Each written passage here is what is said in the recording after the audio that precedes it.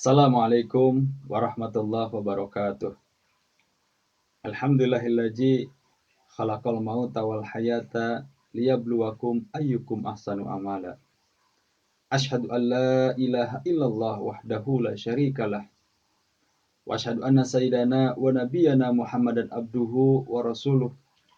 Alladzi la nabiyya wa la rasula ba'dah. Allahumma shalli wa sallim wa barik ala sayyidina Muhammad wa ala alihi wa sahbihi ajmain. Amma ba'du. Para pemirsa yang dirahmati Allah Subhanahu wa taala, marilah kita panjatkan puji syukur kehadirat Allah atas segala nikmat dan karunia-Nya kepada kita semua. Sehingga di bulan suci Ramadan ini kita masih diberikan kesempatan untuk sama-sama menunaikan seluruh rangkaian ibadah selama bulan suci Ramadan. Mudah-mudahan semua ibadah yang kita lakukan diterima oleh Allah Subhanahu wa taala.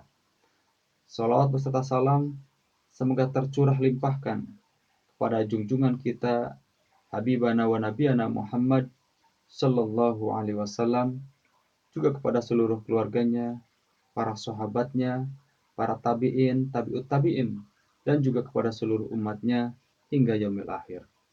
Mudah-mudahan kelak kita di yaumil qiyamah mendapatkan syafaat dari baginda Nabi besar Muhammad sallallahu alaihi wasallam. Amin ya Allah ya rabbal alamin. Para pemirsa yang dirahmati Allah Subhanahu wa taala, saya mengingatkan diri saya pribadi dan juga seluruh pemirsa, mari kita senantiasa meningkatkan keimanan dan ketakwaan kita kepada Allah, yakni dengan menjalankan seluruh perintah-perintah Allah dan menjauhi seluruh larangannya, baik dalam keadaan apapun dan dimanapun kita berada.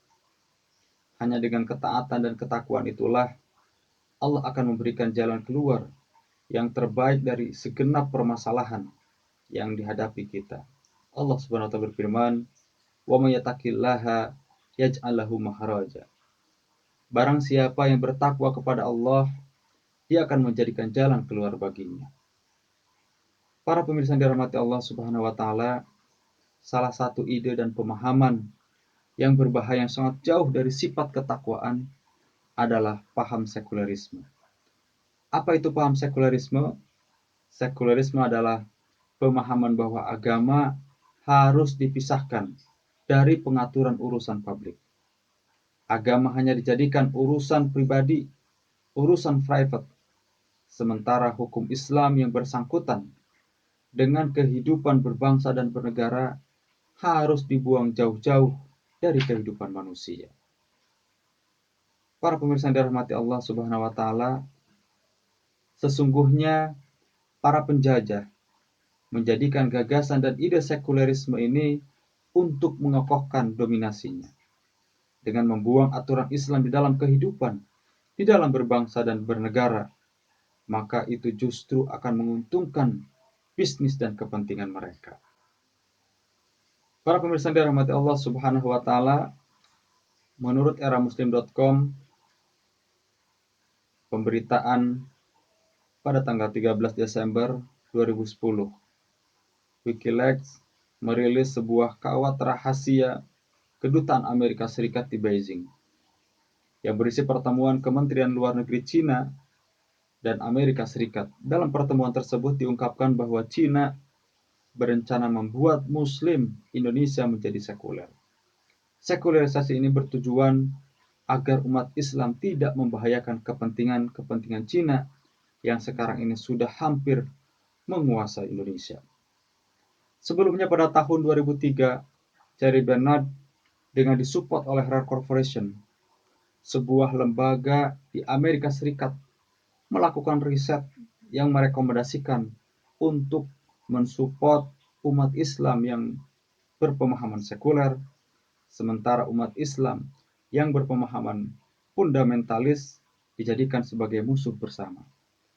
Jauh sebelumnya, Samuel Jambor dalam konferensi misi di Yerusalem tahun 1935 menyatakan bahwa misi utama kita bukanlah menjadikan kaum muslim beralih agama menjadi orang Kristen atau Yahudi, tapi cukuplah dengan menjauhkan mereka dari Islam.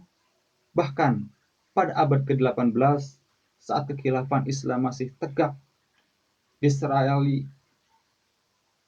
Perdana Menteri Inggris mengusulkan untuk menjauhkan Al-Quran dari kehidupan umat Islam. Artinya syariat Islam harus dicabut dari benak kaum muslim agar mudah mengalahkan mereka. Para pemirsa dirahmati Allah Subhanahu wa taala, sesungguhnya penerapan sekulerisme hanya menimbulkan penderitaan bagi warga. Hanya menimbulkan penderitaan bagi manusia. Di akhirat jelas bahwa orang yang memiliki pemahaman sekuler akan dimintai pertanggungjawaban di hadapan Allah Subhanahu wa taala. Mengapa mereka mencampakkan aturan Islam di dalam kehidupan? Di dunia, kita bisa menyaksikan tidak ada satupun negara yang menerapkan sistem sekuler, yang menerapkan pemahaman sekuler, mendapatkan kesejahteraan bagi rakyatnya. Di Indonesia, tahun 2020, penduduk miskin mencapai 27,55 juta. Sedangkan di negara kampiun sekulerisme yaitu Amerika Serikat, penduduk miskin mencapai 55 juta.